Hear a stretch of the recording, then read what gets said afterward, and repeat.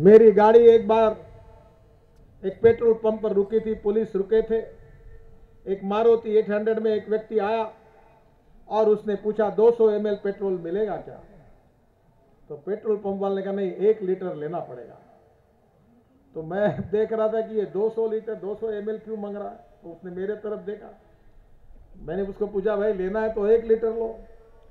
बोले साहब ये गाड़ी जलाने के लिए 200 मिलीलीटर ही काफी है, ये पेट्रोल इतना महंगा बढ़ा है कि 200 ml उस पे ऊपर डालकर मैं जलाने का काम कर रहा हूं, आपके सामने ये करने का काम मुझे करना है। क्या हालत है, क्या बहनों और भाइयों, देश कहां जाएगा? ये सब कुछ मैं आपसे प्रार्थना करता हूं, आप छत्रपति शिवाजी महाराज और महाराणा प्रताप का खून हमारे शरीर में है, क्या तपस्या बलिदान हमारा विचार है। ज्ञान विज्ञान और तंत्र विज्ञान का साथ लेकर देश के भविष्य को निर्माण करना, यही हमारा भविष्य है। क्या इस देश को नहीं बनाना है? क्या देश को ऐसे ही खोखला करते रहेंगे कांग्रेस वाले, हम देखते रहेंगे? आतंकवादी आते रहेंगे, निरपराधों को मारते रहेंगे, गुंडे लोफर लोग आते रहेंगे, मां बहनों की इज्जत लूटते रहेंगे। एफडीआई रिटेल आएगा और चाय टपरी पर बैठने वाले गरीबों के, हाथ ठेले वाले चलने वाले दुकानें खत्म हो जाएगी, बेचारे गरीब बर्बाद होते रहेंगे। क्या हम देखते रहेंगे? और ऊपर से हमारे गृह मंत्री जयपुर में कह रहे हैं, इन कांग्रेस सरकार की हिम्मत नहीं है कि पाकिस्तान ने हमारे 2 सैनिकों की गर्दन काट दी, उस पाकिस्तान को करारी जवाब देने की हिम्मत इस सरकार में नहीं है।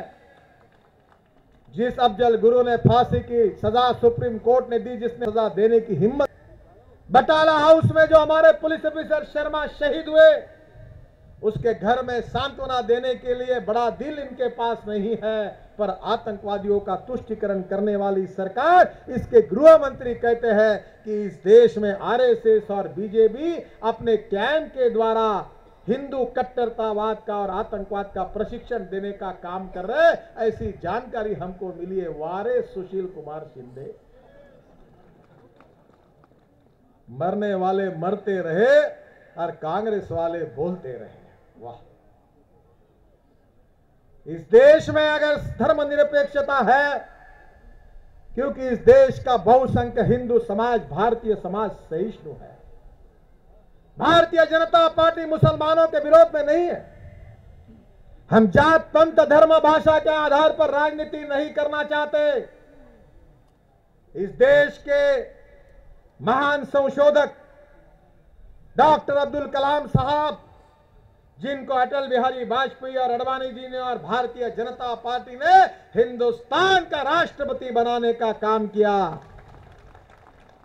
अगर भारतीय जनता पार्टी और अटल बिहारी वाजपेयी मुसलमानों के विरोध में रहते तो डॉक्टर अब्दुल कलाम साहब को हम राष्ट्रपति कैसे बनाते? हम किसी धर्म के विरोध में नहीं है। हम आतंकवाद के विरोध में, आतंकवादी संगठनों के खिलाफ है। बहन और भाइयों, इस देश में सभी जात पंथ धर्म भाषा बोलने वाले लोगों के साथ समान न्याय होगा और सबको समान बराबरी का विकास का मौका मिलेगा। यही भारतीय जनता पार्टी का विचार है। हम आतंकवाद का तुष्टीकरण नहीं करेंगे।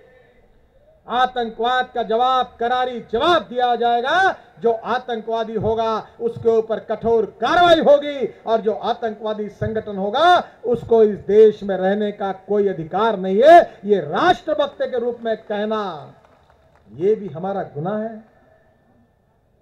बहनों और भाइयों, आने वाला समय बहुत कठिन है। देश का भविष्य आप सबके तरफ देख रहा है। आप देश के भाग्य विधाता है। देश को निर्माण करने की जिम्मेदारी आपकी है और यह देश धनवान है। यह देश की तरक्की हो सकती है, देश का प्रगति हो सकती है, विकास हो सकता है, गांव गरीब मजदूर किसान का कल्याण हो सकता है। देश के विकास के लिए पैसों की आवश्यकता नहीं है, तंत्र विज्ञान की आवश्यकता नहीं है। देश के विकास के लिए, देश के विकास करने की ईमानदारी और इच्छा शक्ति की आवश्यकता है। मैं मुंबई से आया हूं, मैंने 8,000 करोड़ के रोड ब्रिजेस बनाए, मुंबई पूना के बीच में एक्सप्रेस हाईवे बनाया, फ्लाईओवर्स बनाए 55 मुंबई में। ये जो आपके दिल्ली के फ्लाईओवर्स बने वो मेरे टेक्नोलॉजी पर जो मैंने स्टैंडर्ड्स तय किए उसी के आधार पर बन रहे हैं। पर इसमें से 8,000 करोड़ में से 4,000 करोड़ रुपए कैपिटल मार्केट से लोगों से मिले, केवल 10 करोड़ रुपए सरकार के मिले और 8,000 करोड़ के काम हुए। आपकी गरीबी दूर हो सकती है, आपकी बेरोजगारी दूर हो सकती है, आपको अच्छे मकान मिल सकते हैं, आपको रोटी कपड़ा मकान मिल सकता है, सब कुछ हो सकता है, पर सही नेता तो चाहिए। नहीं तो एक शायर ने कहा है कि इधर गधे उधर गधे सब तरफ गधे ही गधे, अच्छे घोड़ों को नहीं है घास और गधे खा रहे च्यवनप्राश। बहनों और भाइयों, गधे और घोड़ों के बीच का फर्क समझिए, देश को जगाइए, जनता को सच्चाई को बताइए, हिंदू मुसलमान दलित सबको साथ में लेकर सबके भविष्य को बनाने के लिए उज्जवल हिंदुस्तान को बनाना, यही भारतीय जनता पार्टी का विचार है।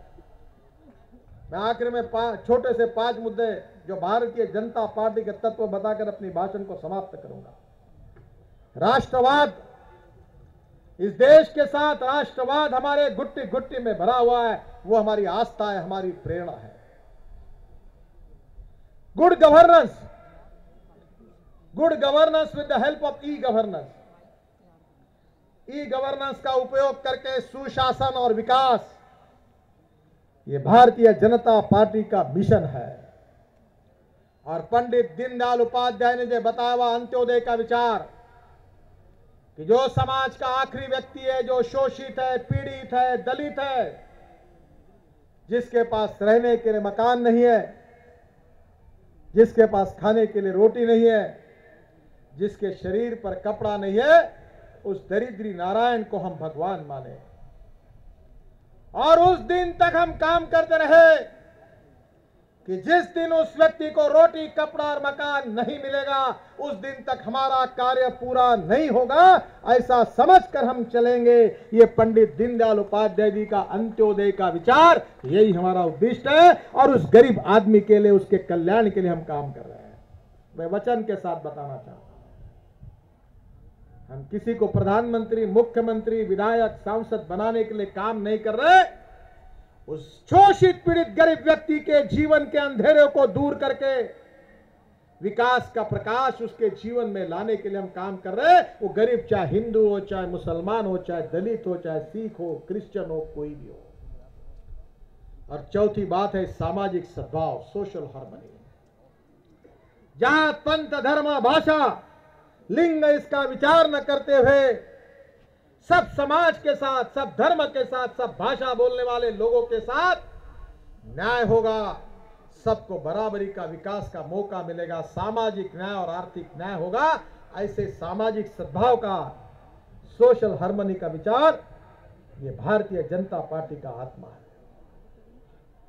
अंतर्गत और बाह्य सुरक्षा, आतंकवाद से, माओवादी नक्सलवाद से, हिंसाचार करने वाले, मां बहनों की इज्जत लूटने वाले नराधमों से इस भारतीय समाज का, मां बहनों का रक्षण करने वाली इंटरनल और एक्सटर्नल सिक्योरिटी सुरक्षा, ये भारतीय जनता पार्टी की कटिबद्धता है।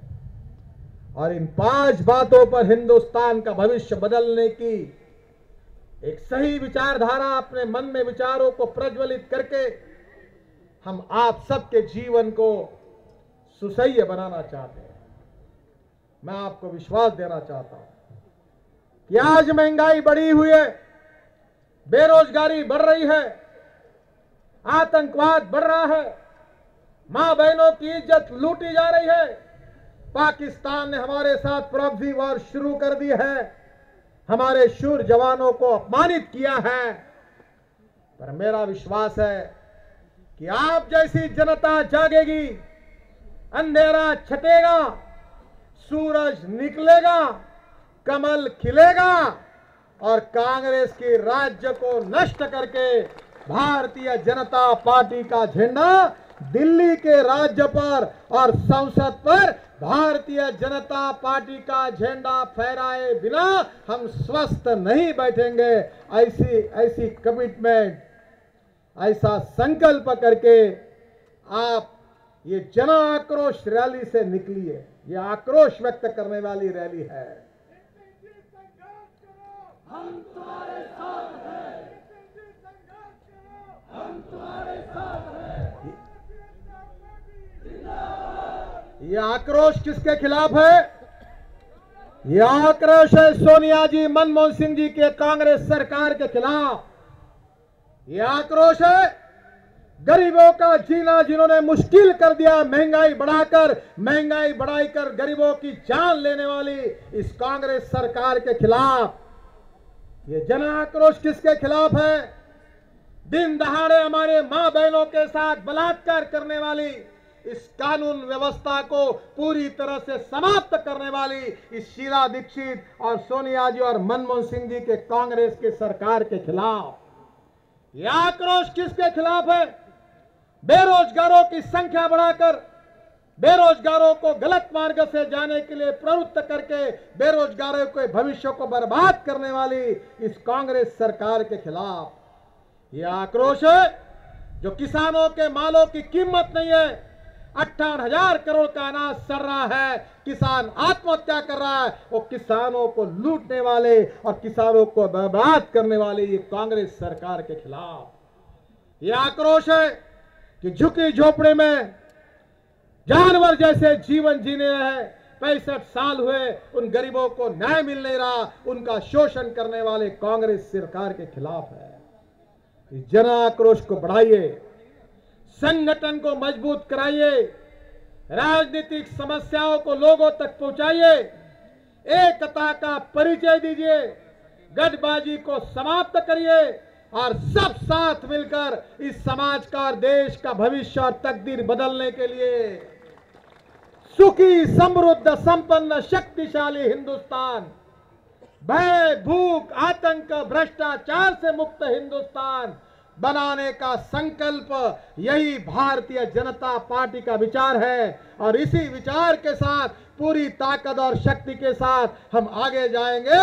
यही संकल्प करके इस जन आक्रोश रैली से आप यहां से जाइए, यही आपसे प्रार्थना है। बहुत बहुत धन्यवाद। भारत माता की, Bharatiya Janata party, Bharatiya Janata party, Bharatiya Janata party.